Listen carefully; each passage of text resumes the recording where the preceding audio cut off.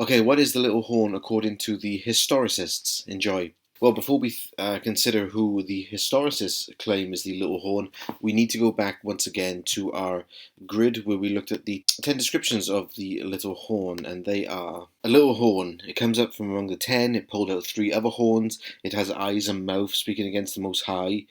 It arises after the 4th kingdom, and after the 10 horns. It's different from the other horns.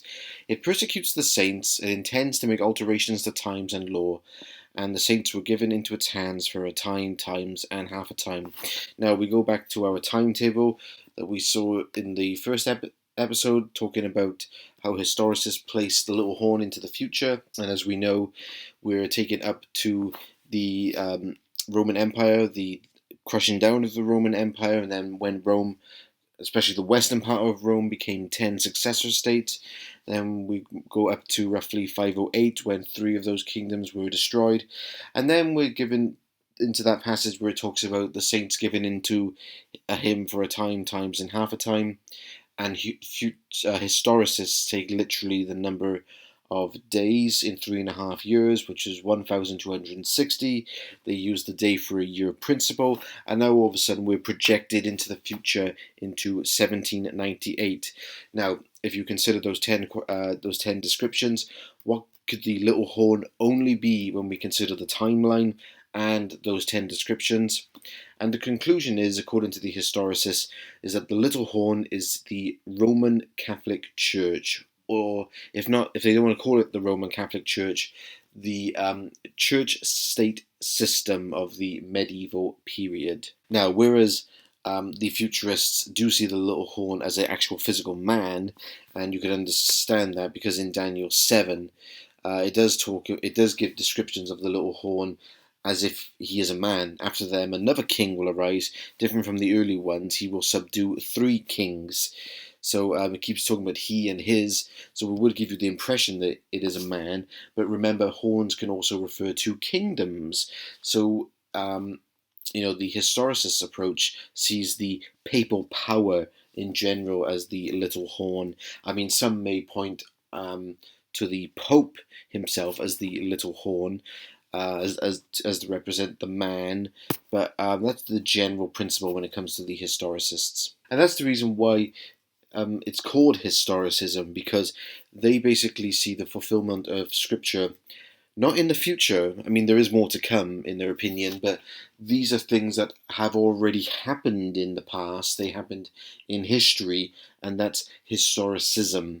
This view was, I believe, created by the reformers at the time of the Reformation, when they wanted to sort of reform the Catholic Church and then ended up departing from the Catholic Church.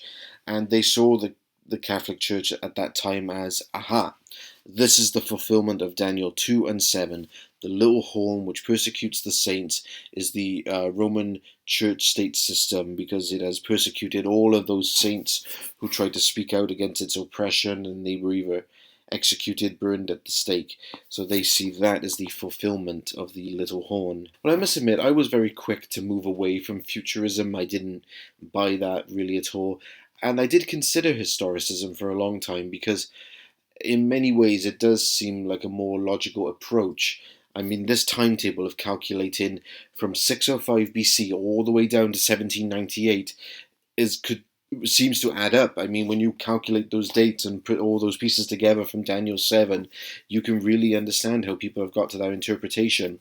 However, I'm not just wanting to sit here today and just say they are wrong, but I do want to investigate the scripture and just ask a couple of questions about that, because, is the Roman Catholic Church really the little horn? The first thing I would want to identify is in Daniel 2, chapter 41, which says, just as you saw that the feet and the toes were partly of baked clay and partly of iron, so this will be a divided kingdom. Now, the historicist approach sees that as the divide between East and West, the Roman Empire, East and West. And, they see the 10 successor states of the Western Roman Empire as the 10 horns. I would just want to ask the obvious question, first of all, how do they know it's West? And how do we know, for example, that it's talking about the East and West dividing of the Roman Empire. It just seems. I'm just wondering, have people looked in history and sort of taken bits and pieces and put them together to make them fit into Daniel chapter 2? So that's the one thing that struck me. All right, another problem I have is that verse in Daniel 7 where it talks about the saints will be given in to the little horn for a time, times, and half a time. Now, what the historicists do is take literally the number of days in 3.5 years, and they add them together. 360 plus 720 plus 180, that comes to 1260. Then they apply the day for a year principle, you see. Now, I'm just wondering, I could understand the futurist view more there because they do take that literally as 3.5 years. Time is a year, times is 2 years, half a time is a year and a half, 3 years. There is no indication from this passage that you would apply the day for a year principle with that one verse.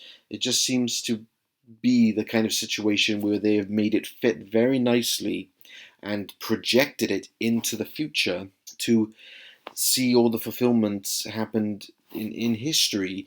Now, yes, there are some day for a year principles. I mean, Daniel 9 is definitely a day for a year, 70 weeks, 490 years. That one we understand, but there's no indication in Daniel 7 that you use the day for a year principle here. Another problem I have with the historicist approach is that if you think back to the sequence of the metal man, gold, silver, bronze, iron legs, and then feet made of iron and clay. Then the rock comes down and smashes the image of the feet. Then in Daniel 7 we have the four beasts, the 10 horns, and then the little horn, and then the Ancient of Days sees one like a son of man coming to him to judge.